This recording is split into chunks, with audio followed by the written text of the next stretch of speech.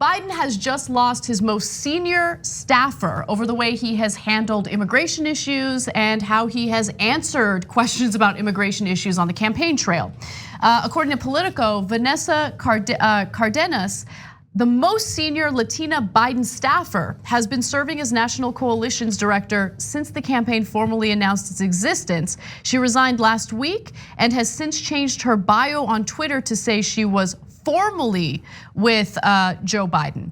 Now, what happened? Well, two of her allies said that she was frustrated over her lack of input and with the presidential candidate's immigration rhetoric. Now, that makes a lot of sense because a video featuring Biden talking down to an immigration activist went viral recently.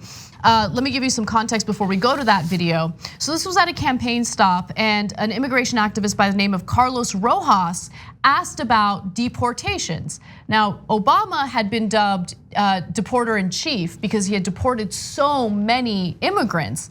And Biden was asked about that, and he got very testy. Take a look.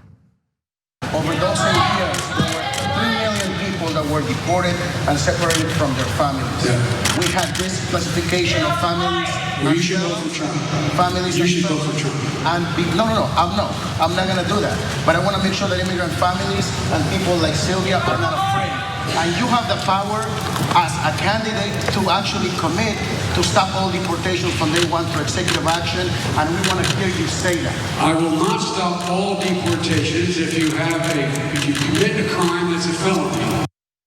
So telling an activist to just go vote for Trump when they bring up a very real issue that impacts members of his community, it's just not the right way to go about it. And by the way, this happened after Cardenas had already stepped down, but two friends familiar with her thinking told Politico that she felt the campaign wasn't heeding her advice on immigration as she tried to reach out to Latino groups that have had longstanding concerns with the former vice president's rhetoric and record stemming from the Obama administration.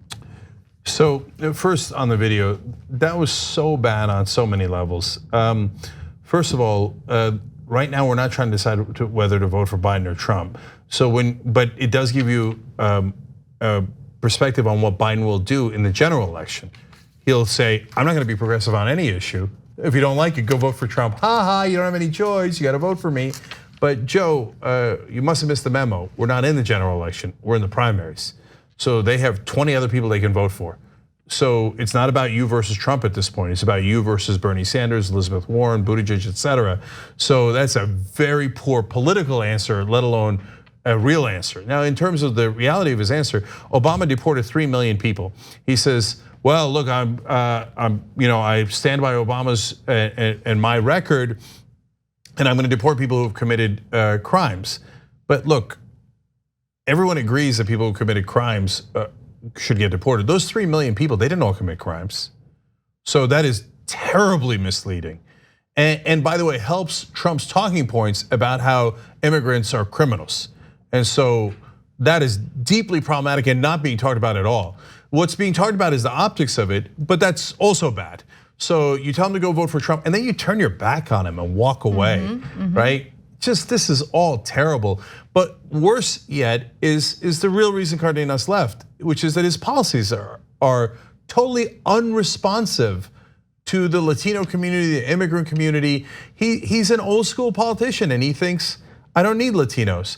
And Cardenas talked about they care a lot about white voters in Iowa and they care about African Americans because of South Carolina. And I added the South Carolina part. She said they care about African Americans and they address those two communities, okay? But I'll tell you, of course it's because of South Carolina, which is one of the early states in voting and is heavily African American in the Democratic primary. But they only care about the votes. Oh, how am I gonna win? How am I gonna win? You know why you should care about Latinos and immigrants other than the early primary states? Because you actually care about them. I mean, is that too much to ask for? And apparently for establishment candidates like Biden, it is too much to ask for. I just want to know where all the cable news pundits and hosts are.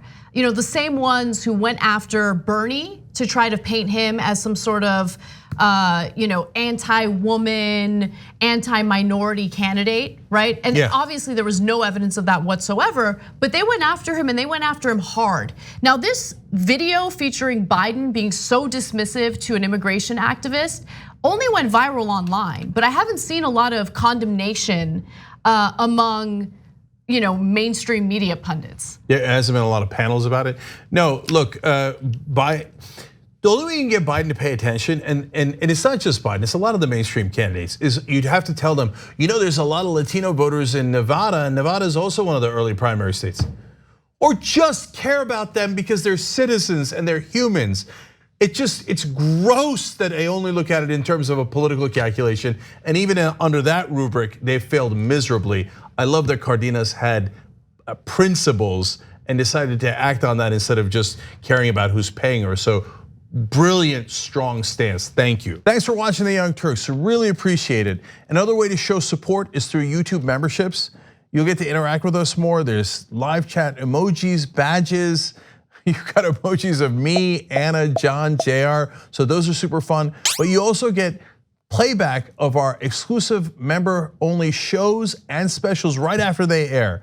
So all of that, all you gotta do is click that join button right underneath the video. Thank you.